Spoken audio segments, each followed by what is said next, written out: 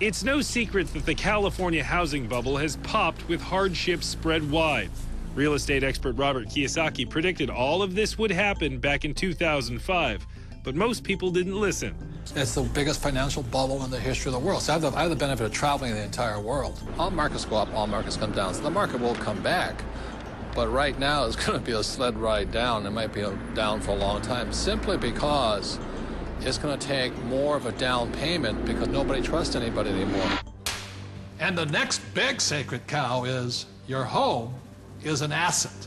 See, in 1997, I wrote in Rich Dad Poor Dad, your house is not an asset. And at that point, every realtor stopped sending me Christmas cards. Because your home is not your asset. Your home is actually your bank's asset if you could read a financial statement. So, Kenny, you own lots of real estate. Yes. Is your home an asset?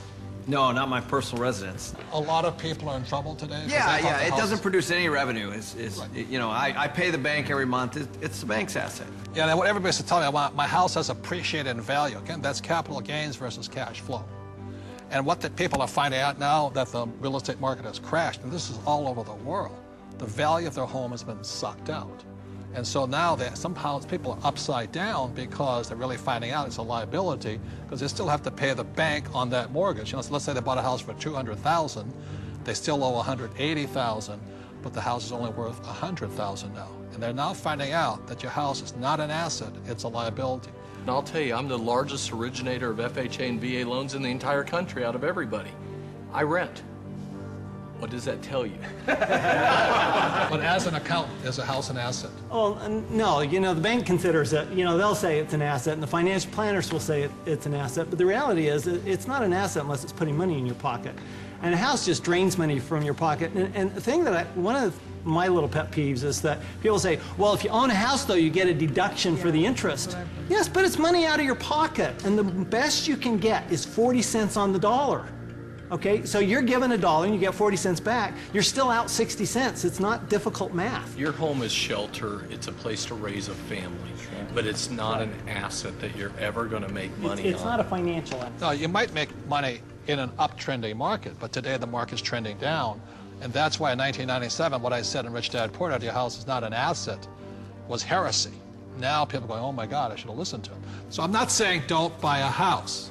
I'm saying just don't be financially ignorant and call your house an asset if it's taking money out of your pocket. Because Kim and I own 2 houses, one here in Arizona and one beautiful beach house in Hawaii, and they're our biggest liabilities. People did think, especially in the high times, you know, when the markets were high, they did think their house was an asset. And people, even if they had their mortgage paid off, they were borrowing against their house and putting it into the stock market or wherever they were putting it. So not only were they getting crazy mortgages, but they were taking money out against their house in second, third mortgages. Well, and they were doing it for things like vacations and boats and cars and other things like this. And the reality is the reason they were doing that is because they got to deduct the interest off their taxes.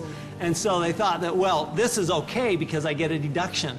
But just because you get a deduction doesn't make it a good thing to do. Well, one of the big mistakes people make is over-improving their house. You know, they put in a $50,000 swimming pool and it brings them $20,000 worth of value. Well, the way I look at it is you just bought a $30,000 babysitter.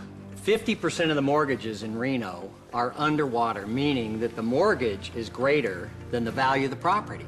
All right, and this affects the whole community because people aren't able to sell their homes and move to a place where they can get a better job.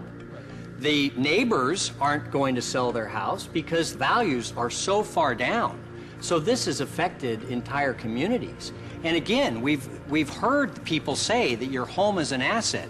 Well, we're talking here about financial education, and this is one of the biggest financial lessons that our country has had to learn, a very hard way, that your home is not an asset. This has happened before, and what's going to happen is new laws will come in, new credit will be loosened again here years from now, and the prices will come up again, and people will do it again. It's about a 20-year cycle as in anything. The point here is this is the best time to be buying real estate. If you are a first-time home buyer, this is your best time.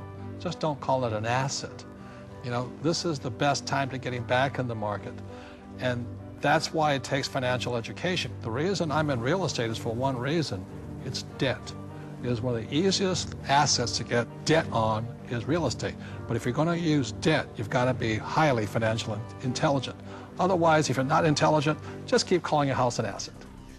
We're talking a lot about assets, and there are 4 primary asset classes. One is business. As an entrepreneur, you own a business.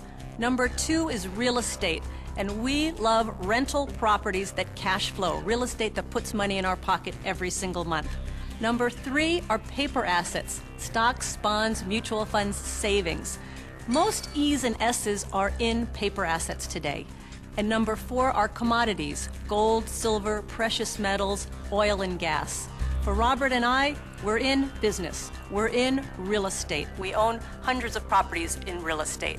We have paper assets and we have commodities.